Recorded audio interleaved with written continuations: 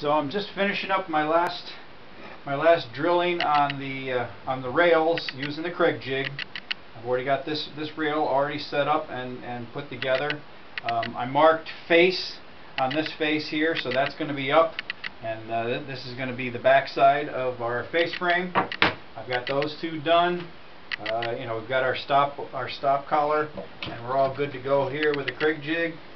Checking everything's clamped in.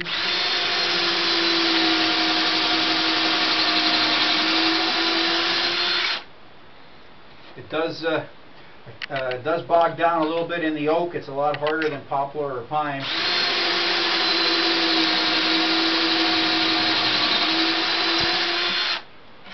And just to double check we've got it all nice and cleaned out and everything like that.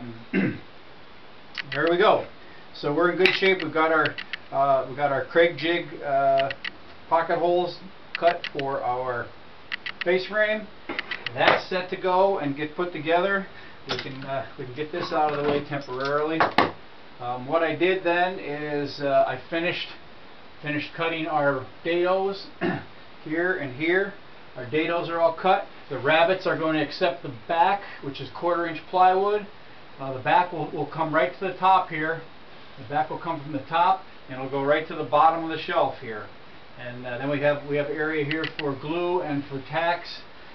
This is a situation where I actually like to use, I do not like to use the air nailer because it shoots it right through, the bullet goes right through the 1/4" plywood. It does not get a good grab.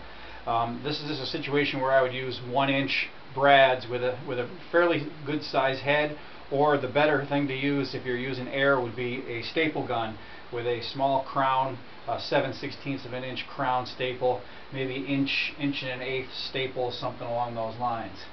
So remember, I knew I had 1/4" plywood going on, but I didn't know the exact number, the exact dimension, length and width. So I clamped everything temporarily. I put the square on it and got it pretty square. And there's no glue on it yet, so there's no worry about that. So let's see what we have here, right here along the top. I'm going to be 16 3/4, a little bit heavy, wide. And I'll try it down here just to make sure. Yep, 16 3/4, a little heavy, wide. So I'll go 16 3/4. I can afford a little bit of wiggle room on that.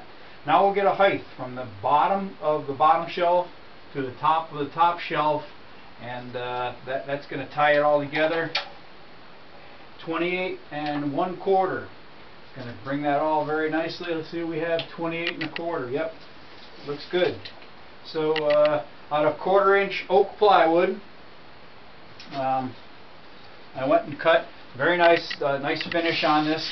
I will sand it before I put the whole thing together. I'll go ahead and sand.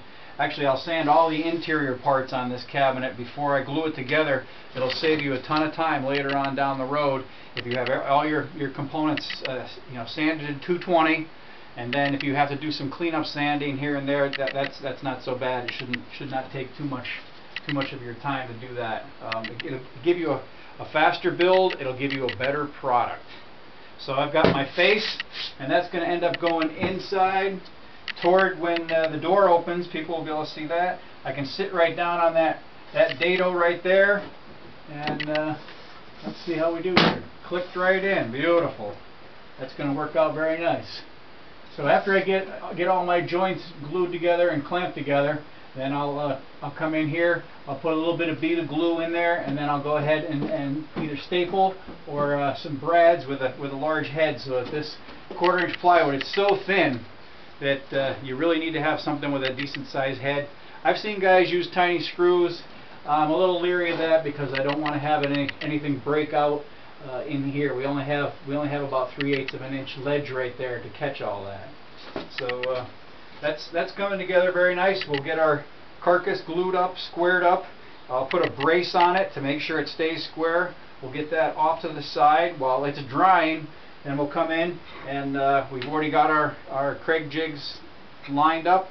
We're ready to put our face frame together. After the drying time, which will be give it about 2 hours or so, then we can start looking at attaching the face frame to the carcass And the way we're going to do that this time is we're going to actually use the biscuit joiner. We'll have a biscuit joint between the front of the carcass and the back of the face frame. We'll go with glue and clamps all the way around, and that's a real nice strong joint all the way around. At that point we can start looking at our door and designing what kind of door we want to put on this 18-inch oak wall cabinet.